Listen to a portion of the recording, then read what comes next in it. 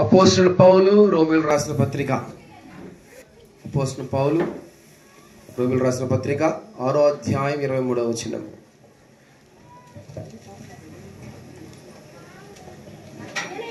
ఏలయనగా పాపము వలన వచ్చు జీతము మరణము. అయితే దేవుని కృపావరము మన ప్రభువైన క్రీస్తు యేసునందు నిత్య జీవము. ప్రియమైన దేవుని ప్రజలరా, ప్రియమైన సంఘస్థులరా, కుటుంబీకులరా, కొద్దిసేపు మీరు శ్రద్ధగా మీ మనస్సు నా వైపే ఉంచండి. నేను ఎక్కువసేపు ముగించను. నేను కొన్నిసార్లు ఫారిన్ పాస్టర్ కూడా అవుతాను. ఒక 20 నిమిషాలు 15-20 నిమిషాల కల్లా వాక్యాన్ని ముగించేస్తాను. మరణము అనేది మనిషికి ఖచ్చితంగా తథ్యం. మనిషి ఈ లోకంలో ప్రతి దాని గురించి ఆలోచిస్తాడు. కుటుంబం గురించి ఆలోచిస్తాడు, ఉద్యోగం గురించి, వ్యాపారం గురించి, తన బిడ్డల ఎదుగుదల గురించి, ప్రతి దాని గురించి ప్రతిరోజు ఆలోచిస్తాడు. అవి వాటిలో కొన్ని జరుగుతాయి, కొన్ని జరగకపోవు. అంతేనా? అనుకుని ప్రతిసారి జరగవు, కొన్ని జరుగుతాయి, కొన్ని జరగవు. అయితే మనిషి జీవితంలో కుల మత భేద వర్గం లేదు. ప్రతి ఒక్కరికి ఒకటి జరగద్ది. ఏం చెప్పండి? మరణం. దీని గురించి మనిషి ఆలోచిస్తారా ఎప్పుడైనా? అందుకనే దావీదు భక్తుడు అన్నాడు కదా, ఏమన్నాడు? నేను బ్రతుకు దినములు లెక్క నాకు తెలియపరిచేయా. ఏదైనా జీవితంలో ఏదైనా సరి చేసుకోవాల్సిన ఏదైనా ఉంటే సరి చేసుకుంటా. చూడండి ప్రియమైన దేవుని జనాంగమా, మరణము 2 రకాలుగా ఉంటుంది. ఏంది? మరణం 2 రకాలుగా ఉంటుంది. ఒకటి శారీరక మరణం. చూడండి, ప్రసంగి 12వ అధ్యాయం 7వ వచనంలో ఒక మాట మాట్లాడుతున్నాడు. ప్రసంగి 7వ అధ్యాయం, అమ్మా, మన్నైనది వెలుగుట వలనే మరలా భూమికి చేరును, ఆత్మ తను దయచేసిన దేవుని యొద్దకు మరలా పోవును. ఇది మొదటి మరణం. ఏంది? నీవు నేను ఇక్కడ కూర్చున్న ప్రతి ఒక్కరం మంటిలో కలిసిపోవాల్సిందే. ఇది మొదటి మరణం. అందుకనే చూడండి, అపోస్తలుడు పౌలు 1 కొరింథీయులకు రాసిన పత్రిక 15వ అధ్యాయం 45వ వచనంలో ఒక మాట మాట్లాడతాడు. ఇందు విషయమై ఆదామును మొదటి మనుష్యుడు జీవించు ప్రాణి ఆయనని వ్రాయబడి ఉన్నది. కడపటి ఆదాము జీవింపచేయు ఆత్మ ఆయను. ఒక ఆయన బ్రతికి ఉన్న ప్రాణి, మరొక ఆయన ఎవరంట? బాగా చదవాలన్నమాట. అమ్మ మళ్ళీ చదువు అదే మాట. ఇందు విషయమై ఆదామును మొదటి మనుషుడు జీవించే ప్రాణి వ్రాయబడి ఉన్నది. కడపటి ఆదామైనటువంటి యేసుక్రీస్తు వారు ఆయన జీవింపజేసే ఆత్మ. ఏంటంట? ఈ జీవించే ప్రాణిని ఎవరు జీవింపజేస్తున్నారంటే ఆయన. అందుకనే జీవ మరణములు ఆయన వశంలో ఉన్నాయి. ఏంటంట? మన దీపం ఆరిపోవాలన్నా, అది వెలగాలన్నా దేవుని చిత్తమై ఉంది. అందుకనే ఏమంటాడు ఆయన? నరులారా తిరిగి మీరు రండి. ఆయన పిలిస్తే ఎవడైనా పోవాల్సిందే. ఈరోజు ఈ పాప పేరు రాజేశ్వరి, కాకపోతే రచన అని పిలుస్తున్నారు. రక్షణ కాదు, రచన. ఇందాక వాళ్ళ మావయ్యని అడిగాను, ఏం పేరు అంటే రచన అని చెప్పినాడు ఆయన.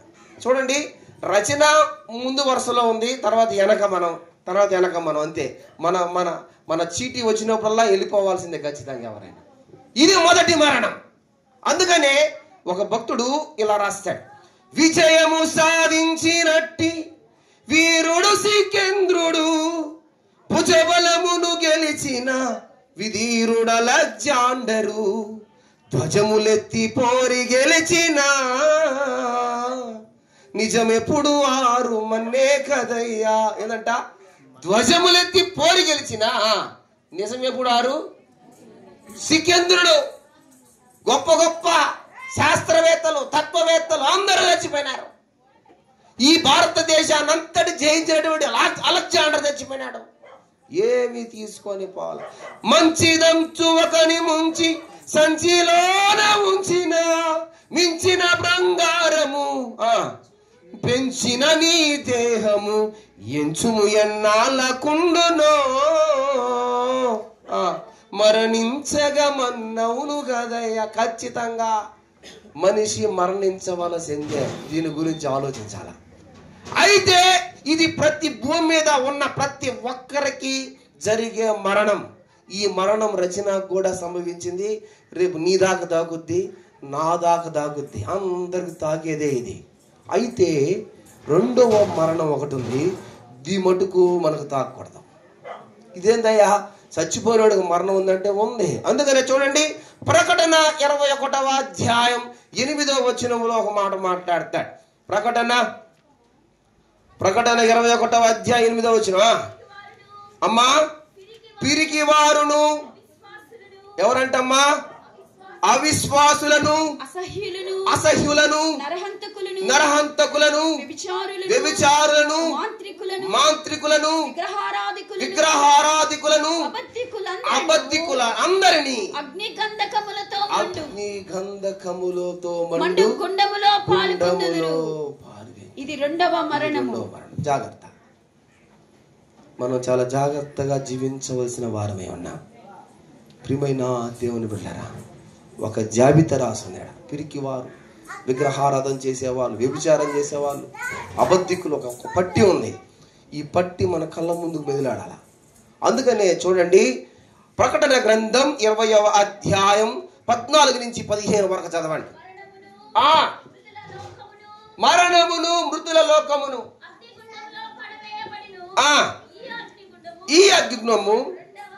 ఈ అగ్నిగుండము రెండవ మరణం. ఏంటంటే ఇది, ఎవని పేరైనను జీవ గ్రంథమందు వ్రాయబడని ఎడల వాడు అగ్ని గంధకములో పడవేయబడును. జీవ గ్రంథం ఒకటి ఉంది. దేవుడు రాస్తున్న పొద్దులు ఉన్నాయి. ఏంది? దేవుడు రాస్తున్న పొద్దులు ఉన్నాయి. దేవుడు రాస్తున్న లెక్క ఒకటి ఉంది కదా ప్రతి వానికి. అందుకనే ఒక అద్భుతమైన మాట మీకు నేను పరిచయం చేయదలుచుకుంటున్నాను. ప్రియమైన దేవుని బిడ్డలారా, ప్రసంగి 12వ అధ్యాయం 36వ వచనంలో సొలొమోను మహారాజు ఇలా మాట్లాడతాడు. ఇది చాలా వాల్యుబుల్ వర్డ్ అనమాట. చదవండి అమ్మ మాట. అమ్మ, ప్రసంగి 12వ అధ్యాయం 36వ వచనం.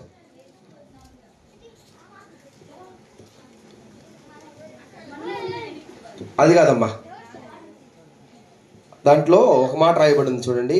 ఇది, ఓ యవనుడా, యవనుడా, నీ యవనమందు సంతోషపడుము, నీ యవన కాలమందు నీ హృదయము ఎలా ఉండాలంట? సంతృష్టిగా ఉండనిమ్ము. నీ కోరిక చొప్పున, నీ దృష్టి యొక్క ఇష్టము చొప్పున ప్రవర్తింపుము. అయితే చూడండి ఇక్కడ, ఓ యవనుడా, నువ్వు ఎట్ట బ్రతకాలనుకుంటున్నావు అట బ్రతుకు. నీ కను దృష్టి ఏం చేయాలనుకుంటే అది చేయి. నీ ఇష్ట ప్రకారం జీవించి ఇబ్బందిలే. అయితేలే ఏమంటాడు? అయితే వీటన్నిటిని బట్టి దేవుడు నిన్ను ఎక్కడ తీసుకువస్తాడంట? తీర్పులోనికి తెచ్చేస్తాడు. జ్ఞాపకం ఉంచుకో. ఎట్టుంది తెలుసా ఈ మాట? ఎట్టుందంటే, పల్లెంలో నీకు ఇష్టపడే ఆహారం అంతా పెట్టి, mutton, pulao, chicken, fish, prawns, biryani మొత్తం పెట్టి ఈ తిన్న వెంటనే నీకు షుగర్ వస్తుంది, నీ ఇష్టం, జాగ్రత్త అన్నట్టుంది కదా. సేమ్ ఇంతే. నీ ఇష్ట ప్రకారం జీవించు. నీ కంటికి ఏది అనుభవించాలనుకున్నా అది అనుభవించు. నీ హృదయ ప్రకారం జీవించు. హ్యాపీగా జీవించు. నేను కాదన్ను. అయితే ఇక్కడ అయితే అనే దగ్గర కాసేపు ఆగాల. అయితే ఇదిగో నువ్వు చేసే ప్రతి క్రియ ఎక్కడికి వస్తుందంటమ్మా? తీర్పులోకి వస్తుంది. ఈ తీర్పులో నువ్వు కానీ జీవ గ్రంథంలో పేరు రాయబడి ఉంటే దేవుడు నిన్ను పరలోక రాజ్యానికి తీసుకెళ్ళిపోతాడు. ప్రియమైన దేవుని బిడ్డలారా,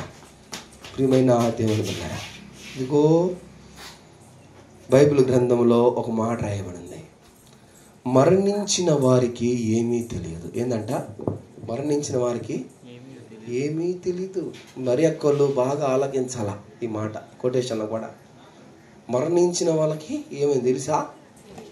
ఏమీ తెలీదు. మీరు ఇప్పుడు చాలా ప్రేమగా అక్కడ పళ్ళు పెట్టినారు, అన్నం పెట్టినారు, చికెను బిర్యానీ, ఇంక రేపు ఉదయం మటన్ బిర్యానీ ఫ్రాన్స్ పెట్టి 10 సార్లు పాలు పోసినా ఏమీ రచనకు మటుకు ఏమీ తెలియదు. బైబిల్లో రాయబడి ఉంది ఆ మాట. చూపిస్తాను ఒక మాట ఒకసారి. మన బైబిలే ప్రామాణికం. కీర్తనలు 115వ అధ్యాయం 17వ వచనంలో ఒక మాట రాస్తున్నాడు, చదవండి టక్ టక్. అమ్మా, మృతులను మౌన స్థితిలోనికి దిగిపోవుదురు, యెహోవాను స్తుతింపరు. అంతే కదా అయ్యా అంటాడు భక్తుడు. మన్ను నిన్ను స్తుతించిన సజీవులే కదా నిన్ను స్తుతిస్తారు. ఇదిగో ప్రియమైన దేవుని జనాంగమా, ఇదిగో నువ్వు ప్రాణం ఉండగానే ఆయన స్తుతించాలి. ఏం చేయాలా? ప్రాణం ఉండగానే నువ్వు ఆయన పాదాలు పట్టుకోవాలా. ప్రాణం ఉండగానే ఒప్పుకోవాల్సిందే. ప్రాణం ఉండగానే నువ్వు ఏమి చేసినా, నువ్వు ఎంత ఆరాధించినా, ఆయన ఎంత కొనియాడినా, ఆయన ఎంత కీర్తించినా, ఇదిగో నువ్వు ప్రాణం ఉన్నంత వరకే. ప్రాణం పోతే మౌన స్థితిలోకి వెళ్ళిపోవాల్సిందే. ప్రియమైన దేవుని బిడ్డలారా, అదే కీర్తనలో 30వ అధ్యాయం 9వ వచనంలో ఒక మాట రాస్తున్నాడు. అదే కీర్తనలు 30వ అధ్యాయం 9వ వచనంలో, అమ్మా మన్ను నిన్ను స్తుతించునా, నీ సత్యమును గూర్చి అది వివరించునా. మన్ను మంటే అయిపోయిన తర్వాత మన్ను నిన్ను స్తుతించద్దంటయ్యా, అది నీ సత్యాన్ని పొగడద్దంట. లేదు. ప్రియమైన దేవుని బిడ్డలారా, ఇదిగో నిన్న నాకు ఒక అతను యూట్యూబ్లో ఒకటి పెట్టాడు. నేను అది నా వాట్సాప్ ప్రొఫైల్లో కూడా పెట్టుకున్నాను. అది ఆ మాట ఎంత బాగుందంటే, దేవుడు నీ ఆయుష్ను పెంచుతున్నాడంటే నువ్వు నీతిమంతుడు అని కాదు, నువ్వు సరి చేసుకుంటూ ఉంటావని ఆయుష్ను పెంచుతాడంట. హల్లెలూయా. నీతిమంతులందరూ వెళ్ళిపోతా ఉన్నారు. ఏంది? నీతిమంతులందరూ వెళ్ళిపోతున్నారు. మేమంటే ఇంకా మనం సరి చేసుకోవాల్సిన ఈ లోకంలో చాలా ఉన్నాయి. ప్రియమైన దేవుని బిడ్డలారా, మనకంటే భక్తిపరులు, మనకంటే విశ్వాసులు, మనకంటే దేవుని దగ్గర ఎక్కువసేపు గంటలు మోకరెళ్ళి దేవుని ఆరాధించే బిడ్డలు కరోనా వెళ్ళిపోలేదా? నీవు నేను ఇంకా బ్రతుకున్నామంటే మనం ఏదో సరి చేసుకోవాలి. ఇంకా ఆయన ఎవ్వరు విడిచిపెట్టడానికి ఆయన ఇష్టం లేదు. ఇంకా ఏదైనా లోపాలు ఉన్నాయా? ఇంకా సరి చేసుకోవాల్సినవి ఉన్నాయా? ఇదిగో ఈ రచన యొక్క ఆదరణ కొడుకులో దేవునితో మాట్లాడుతున్నాడు. నువ్వు సరి చేసుకోవాల్సిందే. ఇదిగో ఒకప్పుడు నీకు ప్రేమపరుడుగా కనిపించిన ఆయన ఇదిగో న్యాయ తీర్పుల మటుకు ఆయన న్యాయమూర్తిగా కనిపిస్తాడు. ఎలా కనిపిస్తాడు? జడ్జిలా కనిపిస్తాడు. జాగ్రత్త. ఆయన దగ్గర నీ పక్షాన్ని వాదించే వాళ్ళకి ఎవరు ఉండరు. ఆయనే నిన్ను మరణానికి అప్పగించాలన్నా, నేను పరలోక రాజ్యానికి అప్పగించాలన్నా ఆయనే. దేవుడు మీతో మాట్లాడుతున్నాడు. ఈ మాట చూడండి. ఆఖరిగా నేను ఒక మాట చదివి ముగిచ్చేస్తాను. ప్రసంగి గ్రంథం 11వ అధ్యాయం 9వ వచనం చదవండి. యవనుడా, నీ యవనమందు సంతోషపడము, నీ యవన కాలమందు సంతుష్టిగా ఉండనిమ్ము, నీ కోరిక చొప్పున, నీ దృష్టి యొక్క ఇష్టము చొప్పున ప్రవర్తించు.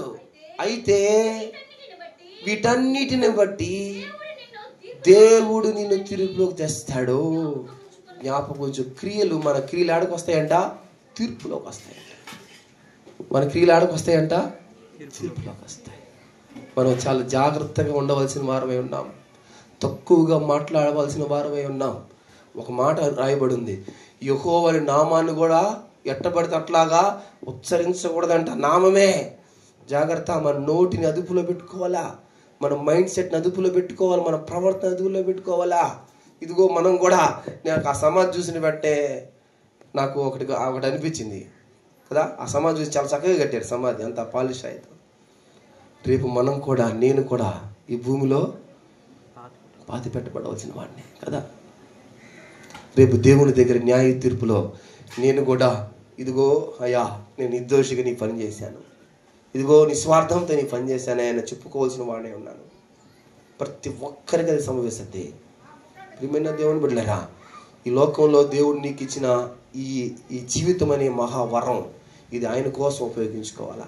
ఇదిగో దేవుడు మేరకకి కొటేషన్గా చెప్తున్నాడు, మీరు నిరీక్షణ లేని వారులాగా మీరు బ్రతకద్దు, నిరీక్షణ కలిగి బ్రతకండి. దేవుడు మనకిచ్చిన గొప్ప నిరీక్షణ ఏం తెలుసా? యేసు క్రీస్తు వారు చనిపోయి ఆయన తిరిగి లేచాడు. నీ బిడ్డ చనిపోయింది, తిరిగి లేచుంది, ఆయనతో పాటు తిరిగి తీసుకొని వస్తాడు. మీరు చూస్తారు. ఒకవేళ ఆయన వచ్చేటప్పటికి మనం కూడా రచన స్థితిలోకి వెళ్ళిపోయామంటే అంతకన్నా ముందుగా అమ్మాయిని కలుసుకుంటాం. మనం ఆమెతో కూడా మనం కూడా కిందకి దిగి రావాలి ఆయనతో పాటు. ఇదిగో ఈ 7 ఏళ్ల ప్రేమ విందులో ఇక్కడ కూర్చున్న వాళ్ళందరూ, నువ్వు నేను అందరూ పాలిభాగస్తులమై ఆయనతో గడపాలని ఆయన గొప్ప నిరీక్షణ కలిగి ఉన్నాడు, గొప్ప నిరీక్షణ కలిగి ఉన్నాడు. అందుకని అంటున్నాడు, ఎవని పేర్లు జీవ గ్రంథంలో వ్రాయబడ్డాయో వారి ధన్యులు. ఇదిగో క్రీస్తునందు చనిపోయిన వారు ధన్యులు. ఎందుకు వారు ధన్యులు అంటే వారి పేర్లు ఎక్కడ రాయబడి ఉన్నాయి? జీవ గ్రంథంలో రాయబడి ఉన్నాయి. వారికి స్థలము సిద్ధపరచబడి, పరిశుద్ధ స్థలము సిద్ధపరచబడి ఉన్నది. దేవుడు వారిని ఇదిగో వెంట పెట్టుకొని రేపు వస్తాడు. ఇదిగో రచనని వెంట పెట్టుకొని వస్తాడు. ఇదిగో వారు సదాకాలము దేవునితో సహవాసం కలిగి ఉంటారు. ఇదిగో వారు నెమ్మది పొందుతున్నారు. ఏంటంటే వాళ్ళు నెమ్మది పొందుతున్నారు. ఈ లోకంలో రచన ఆరోగ్యపరంగా సరైన ఆరోగ్యం లేక వాళ్ళ తల్లిదండ్రులు ఒక ఆయన మొన్న వచ్చి చెప్తున్నాడు, అయ్యా ఈయన దగ్గర నేను పని చేస్తున్నానయ్యా అని కోటేశ్వరరావు నాకు పరిచయం చేస్తుంటే ఆయన చెప్తున్నాడు, పెద్ద ఆయన, ఇతను మా యజమాని అయ్యా, ఇతని దగ్గర నేను పని చేస్తున్నానయ్యా అని ఆయన చెప్తున్నాను. ఆయన వచ్చి కూర్చొని అంటున్నాడు, ఈ బిడ్డని వాళ్ళు ఎంత ప్రేమగా చూసుకున్నారు అయ్యా. ఏమన్నాడు? ఎన్ని హాస్పిటల్కి తిప్పారు అయ్యా, నాకు తెలిసి లక్షలు దారిపోసినారయ్యా. వా, చాలా గొప్పగా ప్రేమించినారు ఈ బిడ్డని. ప్రియమైన దేవుని బిడ్డారా, ఇప్పుడు నీ బిడ్డకి మీరెంత చూపించినా ఈ లోకంలో కొంచెం అనారోగ్యంతో బాధపడి ఉండొచ్చు. దేవుడు అంటున్నాడు వారు నెమ్మది పొందుతున్నారు. ఇదొక్క మాట చదివి నేను ముగిచ్చేస్తా. లూకా సువార్త 16వ అధ్యాయం 25వ వచనం. లూకా సువార్త 16వ అధ్యాయం 25వ వచనం. అందుకు అబ్రహాము, నీవు నీ జీవిత కాలమందు సుఖము అనుభవించితివి, లాజరు కష్టము అనుభవించాడు, జ్ఞాపకము చేసుకొనుము. ఇప్పుడైతే చాలు. ఏడున్నాడంట లాజరు? దేవుని యొక్క నెమ్మదిలో ఉన్నాడంట. హల్లెలూయా, హల్లెలూయా.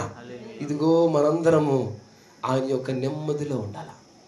ఆ బిడ్డ నెమ్మదిలో ఉంది. మీరు నిరీక్షణ కలిగి ఉండండి. యేసు వైపు చూడండి. కళ్ళు మూసుకోండి, ప్రార్థన చేసుకుందాం.